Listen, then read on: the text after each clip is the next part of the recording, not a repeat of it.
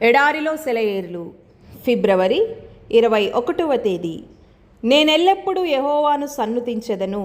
34వ కీర్తన 1వ చరణం. దేవుని ధనాగారాన్ని తెరిచే 2 తాళపు చెవులు. స్తుతి, ప్రార్థన.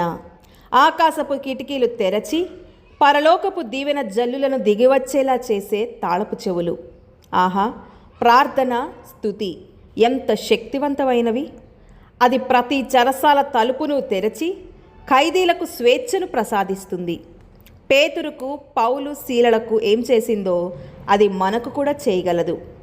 మన ఎక్కడ ఎలాంటి స్థితిలో ఉన్నా సరే, సాతాను చేత గొంతు మూగబోయి చింతిస్తూ ఉండే క్రైస్తవుణ్ణి మించిన దౌర్భాగ్యపు ఖైదీని నాకు చూపించండి.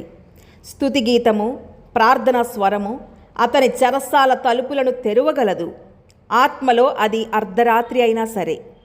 ప్రకృతి సంబంధి అయిన మనిషికి దేని గురించి చింతింపకుడి గాని ప్రతి విషయంలోనూ ప్రార్థన విజ్ఞాపముల చేత కృతజ్ఞతాపూర్వకముగా మీ విన్నపములను దేవునికి తెలియజేయుడి అనే వాక్యం అసాధ్యమైన ఆదేశంగా వినిపించవచ్చు.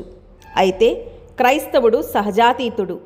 క్రీస్తు నాయందు జీవించుచున్నాడు. ప్రార్థన విజ్ఞాపముల చేత కృతజ్ఞతాపూర్వకముగా కీడు జరిగినప్పుడు కృతజ్ఞతలు చెప్పడం ఎలాగో మనకు అర్థం కాకపోవచ్చు, కానీ అదే మనకు మేలుగా మార్చబడినప్పుడు స్తుతులు చెల్లించగలం.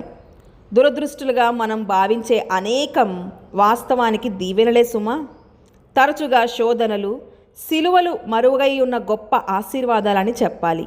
ఎందుకంటే అలాంటి క్రమశిక్షణ విధానం ద్వారానే మన గుణశీలం పరిపూర్ణమవుతుంది. మన గుణం మెరుగుపరచబడాలంటే ఈ సమ్మతమైన చర్యలన్నీ ఆవశ్యకమని మనం గుర్తించినప్పుడు సమ్మతమైన వాటితో పాటు వీటిని బట్టి కూడా దేవునికి వందనాలు చెల్లించడం సబబే అనిపిస్తుంది. ఈ విధంగా మనం ప్రవర్తిస్తే మన జీవితాల్లో ఎంత గొప్ప మార్పు జరుగుతుందో.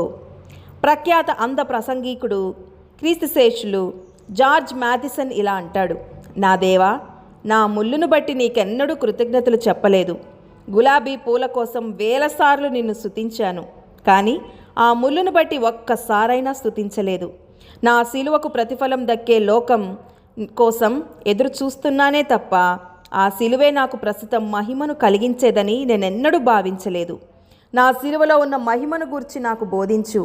నా ముళ్ళు యొక్క విలువను నాకు నేర్పించు. బాధ అనే దారిలోనే నేను నీ యొద్దకు ఎక్కి వచ్చానని నాకు చూపించు. నా కన్నీరే రంగుల ఇంద్రధనస్సును ఆవిష్కరించాయని నాకు చూపించు. దేవుడి మాటలను దీవించునుగాక. ఆమెన్.